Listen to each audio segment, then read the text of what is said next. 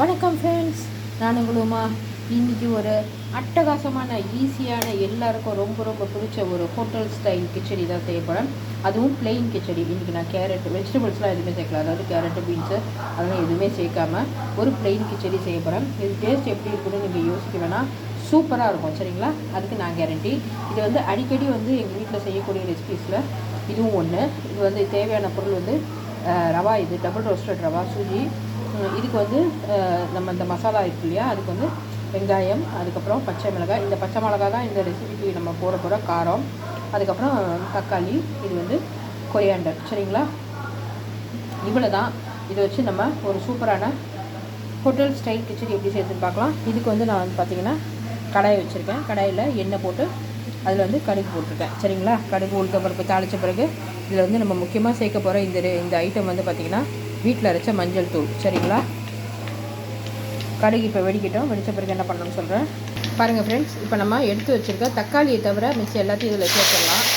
தக்காளியை வந்து நம்ம இப்போவே சேர்த்துட்டோம்னா டேஸ்ட் மாறிடும், கலரும் மாறிடும். அந்த கிச்சடி வந்து அந்த எல்லோ கலரில் வராது. அதனால் தக்காளி வந்து நம்ம அப்புறம் சேர்த்துக்கலாம். சரிங்களா? ஃபஸ்ட்டு இது வந்து நம்ம நல்லா கிளறி விட்டுடலாம்.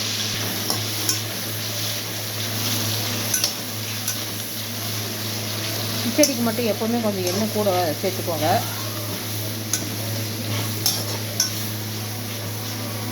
பாருங்கள் ஃப்ரெண்ட்ஸ், மஞ்சள் தூள் ஆட் பண்ணுறேன்.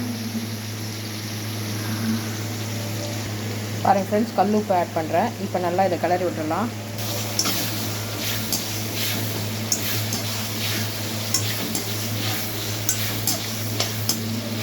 பாருங்கள் ஃப்ரெண்ட்ஸ், வெங்காயம் நல்லா வதங்கிடுச்சு. ரொம்ப செவக்க வதங்கணுன்ற அவசியம் கிடையாது.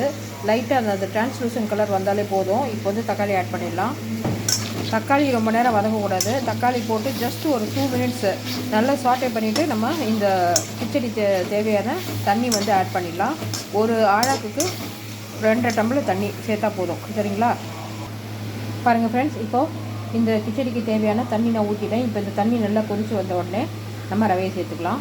பாருங்கள் ஃப்ரெண்ட்ஸ், இப்போ தண்ணி நல்லா கொதிச்சிருச்சு. இங்கே எடுத்து வச்சுருக்க ரவையை சுற்றி இப்படி போடணும். ஒரே இடத்துல போடாதீங்க, கட்டி போயிடும். சரிங்களா? போட்டுட்டு நல்லா கையோடு கிளறிடணும். விட்டுடாதீங்க, விட்டுட்டால் ஒரே இடத்துல ரவை வந்து கட்டி போயிடும். நல்லா கையோடு கிளறிட்டு ஒரு 5 நிமிஷம் நல்லா க்ளோஸ் பண்ணி வச்சிடலாம். பாருங்கள் ஃப்ரெண்ட்ஸ், அட்டகாசமான கிச்சடி, ஹோட்டல் ஸ்டைல் கிச்சடி எவ்வளோ சூப்பராக தயாராகிடுச்சு பார்த்தீங்களா?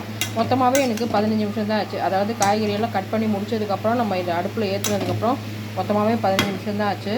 பாருங்கள் ஃப்ரெண்ட்ஸ், இந்த கிச்சடி எடுத்து வச்சிங்கன்னா இந்த மாதிரி பால் மாதிரி நிற்கணும். நம்ம ஹோட்டல்லலாம் இருக்கும் பார்த்தீங்களா? ஸோ இதுதான் பர்ஃபெக்ட் கன்சிஸ்டன்சி. ஸோ அட்டகாசமான கிச்சடி சூப்பராக தயாராகிடுச்சு. நீங்களும் இதே மாதிரி செஞ்சு பாருங்கள். செஞ்சு பார்த்துட்டு எப்படி இருக்குன்னு கமெண்ட்ஸில் சொல்லுங்கள். இதுக்கு வந்து நீங்கள் ஊறுகாய் அந்த மாதிரி ஏதாவது வச்சுக்கலாம், இல்லை சும்மாவே கூட சாப்பிட்றலாம். சரிங்களா? Tata, bye bye, take care.